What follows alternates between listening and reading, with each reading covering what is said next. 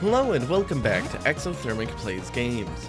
I'm Exothermic and the date today is Wednesday, December 4th, 2024. I've been doing a daily countdown of my 366 favorite video games of all time, and coming in at number 28 is Pokemon Diamond and Pearl.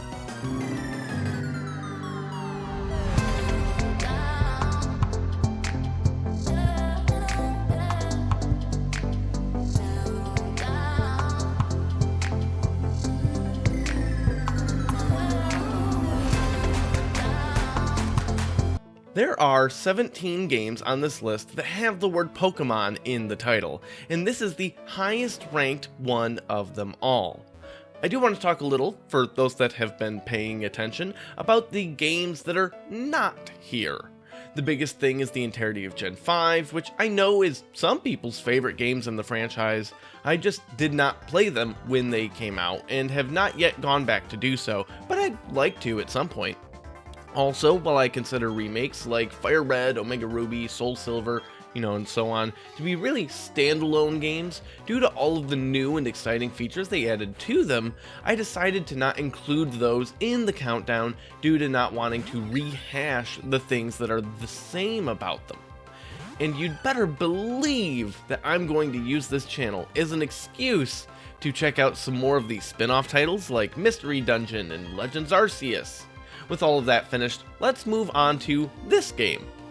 I do want to mention that as with every mainline Pokemon title, I've made a companion video ranking all of the new Pokemon introduced from the generation, and you can find the link to that in the description below.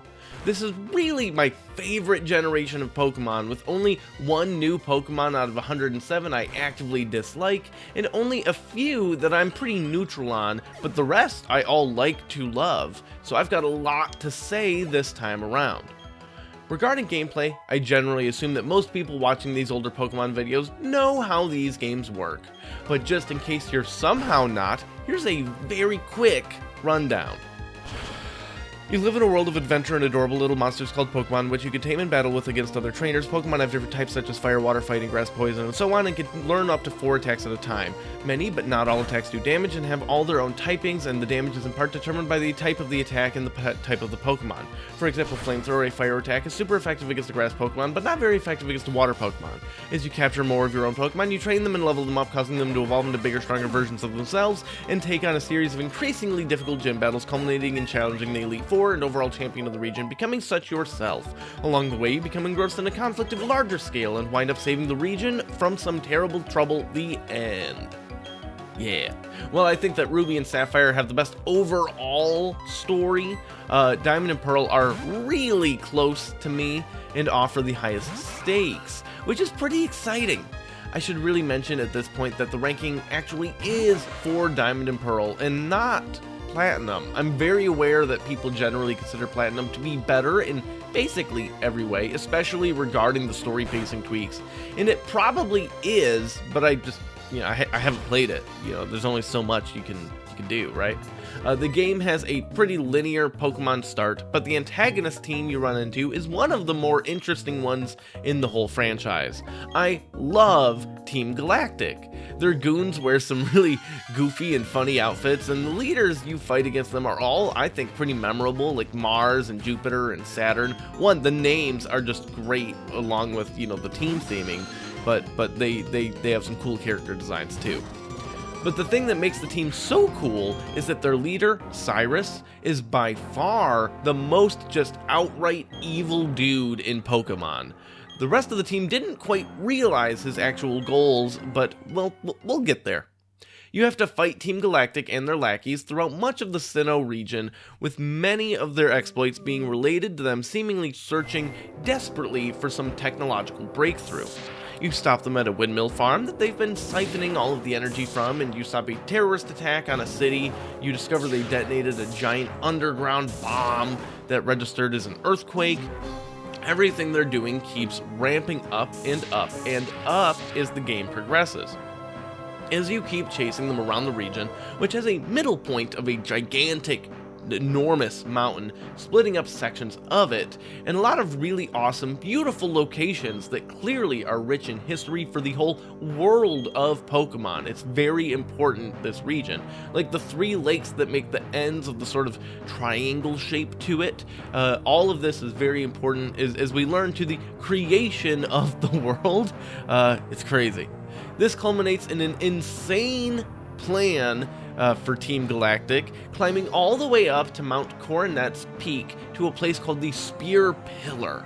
Cyrus uses crazy technology that they had been developing to summon your cover legendary Pokemon for the game you chose. This is where the game goes from cool to amazing. Basically, we get all of the lore. Palkia and Dialga are physical embodiments of the universe. Palkia is the Lord of Space, with Dialga being the Lord of Time. They were created by another legendary Pokemon called Arceus, which is basically God. Platinum adds Giratina to the mix as well, and you can find it in this game, but the story stuff isn't there with Giratina. That's where a lot of the changes are, and Giratina represents antimatter, and if that isn't all super cool, then I think we have very different definitions of cool. So what's Cyrus planning to do with Palkia? Oh, nothing, too crazy. Just destroying the entirety of the universe so he can rebuild another one that he deems perfect, where emotions and the human spirit are eliminated. Like I said, nothing too, major. It's a bad day, but whatever. Like, he remakes it. It's fine. Cyrus is the greatest Pokemon villain because he's so irredeemably evil in a franchise that loves to give little redemption arcs to their antagonists, even just minor redemptions. And it's refreshing to just have someone be the absolute worst. But yeah, I've got some thoughts on these Pokemon, and you can check it out in that companion video I linked in the description. From there, you just go finish your gym challenges and go beat up the Elite Four, I guess. Nothing else that exciting story-wise is going on after this, but I do want to mention that I think Cynthia is the greatest Elite Four champion, and I really like the other members in this slog of an ending too. But just because you've beaten the game doesn't mean you're done. Oh, no. More than any other Pokemon game, Diamond and Pearl just has a ton of extra random stuff for you to do. Pokemon contests make a return from Ruby and Sapphire, but they're a bit different this time around. There's an additional step to the contests, which utilizes the touchscreen on the DS. There's actually a ton of ways to use the touchscreen in this game, from of course making selections during battle, to an entire suite of apps on your Pokétech, which is basically a smartwatch. You can make little doodles. It even has a calculator, which is funny to me. But in regards to its use in contests, there's a portion where you basically have a little fashion show and have to drag different items around, like clothing and accessories, and put them on your Pokemon to fit the theme. It's fun, and unlike most Pokemon games where there's a ton of items and decorations to collect, it gives you an actual reason to. I never got that into contests in their debut generation, but I did a good amount of them back in the day on Pearl, along with my older sibling, and we spent a lot of time making Poffins together. These are little crafted treats to give to your Pokemon that boost their traits for contests, and it's a whole mini-game with the touchscreen as you cook down berries to make these little snacks. You can even link up your DSs online to make them cooperatively, which is especially fun with managing the stirring of them together, like in the pot. I definitely like this more than the cooking mini-games in the Switch generations, and it feels more like they added Cooking Mama to my Pokemon game. Speaking of playing alongside my siblings in these games, my favorite irregular content in the game is definitely the Underground. It took the secret base idea of Ruby and Sapphire and turned it up to 11. There's an entire giant maze underneath the region filled with treasure and peril. As you explore down here, you can find little items to dig up with a minigame on the touchscreen, but also you might find traps. Running through here, keeping an eye out for traps and mining for things to sell, fossils, and more is a lot of fun, especially when you've got multiple people all doing it at the same time. because you can lay your own traps and try to trick people and mess with them and stuff. But also you get secret hideouts inside your tunnel. You can decorate it just like a secret base from before, but there's even more stuff to do, and you can even run around back and forth to each other's hideouts, playing almost like a game of capture the flag, which is where those traps become especially fun and important. The underground is a ton of fun, but unfortunately we couldn't seem to record it with our emulator, because it didn't like when we turned on the wireless communication function required for it, so it just like, hey, it's a black screen here now, thanks. But all of this has been great. I love the story, I love the setting, I love the improvements to combat. New Pokemon are all fantastic, except for the one that's not. Everything is awesome about Generation 4.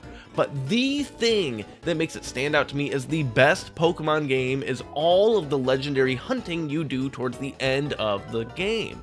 It starts out with getting your cover Pokemon, but then some other stuff opens up.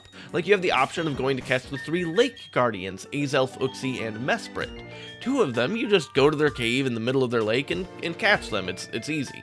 The 3rd one, however, runs away, and then you start this wild chase around the entire region, and it's awesome. There's more legendaries you have to go out of your way to get here than ever, and the hunt is the best part. More than any other game in the franchise, you have to like actively do stuff to get these Pokemon, which is, I think, the best way to get them. I talk about a lot of these in the companion video, but seriously, I cannot overstate how much I love this part of the game, and how it encourages me to explore every inch of the world and revisit every little area in search of these things. It's amazing. The whole Pokemon franchise is obviously a seemingly unstoppable juggernaut of multimedia branding, but none of them have grabbed me so intensely as Diamond and Pearl. Maybe it was the leap up from the Game Boy Advance to the DS that did it. Maybe it was the huge improvements to the battle system, like allowing attacks from each type to be physical or special. Maybe it was the first real online battling and trading for the franchise. But overall, from top to bottom, even in revisiting it to record this stuff, I think it's the greatest game that the franchise has ever put out, and everything after it has been chasing after its perfection. While Pokemon is the most successfully managed IP in the history of video games, you can join me tomorrow while I talk about what may be the biggest mishandling of an absolute goldmine ever made.